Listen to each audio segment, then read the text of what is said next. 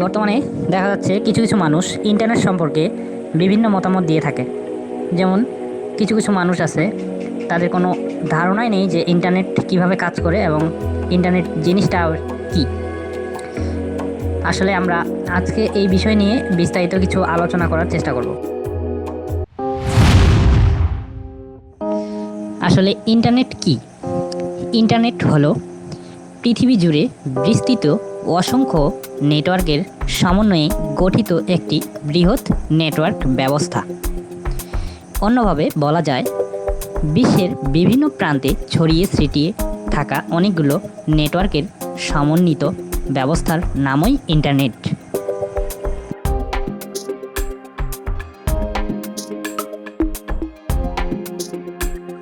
এবার আসা যাক এই নেটওয়ার্ক ব্যবস্থাটি কীভাবে সচল রেখেছে।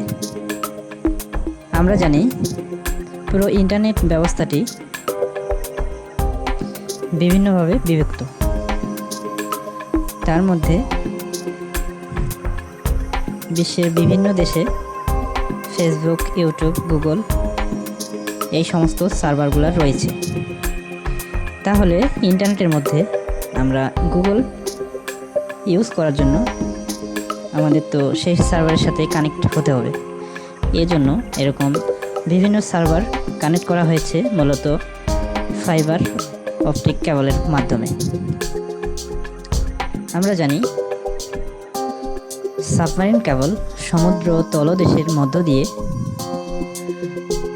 স্থাপন করে সাবমেরিন কেবল কোম্পানি প্রত্যেকটা দেশের সাথে এই ব্যবস্থা সচল রেখেছে। এবার আমরা আসি সাবমেরিনের পরের স্থানে। এটা তো গেল একটা দেশের সাথে আরেকটা দেশকে সাবমেরিনের মাধ্যমে কানেকশন রেডি করে সাবমেরিন কেবল কোম্পানি লিমিটেড। তার পরের স্থানে বিভিন্ন আইএজি কোম্পানি দেশের সেন্ট্রাল এবং রাজধানীর মধ্যে তাদের সেন্ট্রাল অথবা মেইন সার্ভার করে থাকে। এরপরে আইএজি কোম্পানির সার্ভার হতে NT10 কোম্পানি তার নিজস্ব অপটিক্যাল ফাইবারের মাধ্যমে দেশের বিভিন্ন প্রান্তে NT10 সার্ভার বসিয়ে বিভিন্ন জেলা উপজেলা কানেক্ট করে থাকে।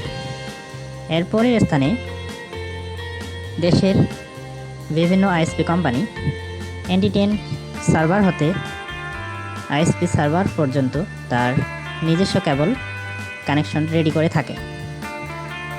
এরপরে আইএসপি কোম্পানি তার সার্ভার হতে বিভিন্ন অঞ্চলে তার হোম, কর্পোরেট বিভিন্ন কানেকশন দিয়ে থাকে। এটাকেই মূলত ইন্টারনেট হোম কানেকশন বা ব্রডব্যান্ড কানেকশন নামে আমরা চিনি, যেটা আমরা দেশের আইএসপি কোম্পানির কাছ থেকে আমরা পাচ্ছি। আইএসপি কোম্পানিরা আমাদের বাসাবাড়ি, অফিস, দোকান সব জায়গায় তাদের নিজস্ব সার্ভার থেকে আমাদের বাসাবাড়ি পর্যন্ত যে কানেকশন রেডি করে থাকে, সেই কানেকশন বা সেই সংযোগকে আমরা ব্রডব্যান্ড বা ইন্টারনেট কানেকশন হিসেবে বলি। এটাই হচ্ছে মূলত পুরা বিশ্বের ইন্টারনেট কানেকশনকে ফাইবার অপটিক্যাল কেবলের মাধ্যমে ধরে রেখেছে।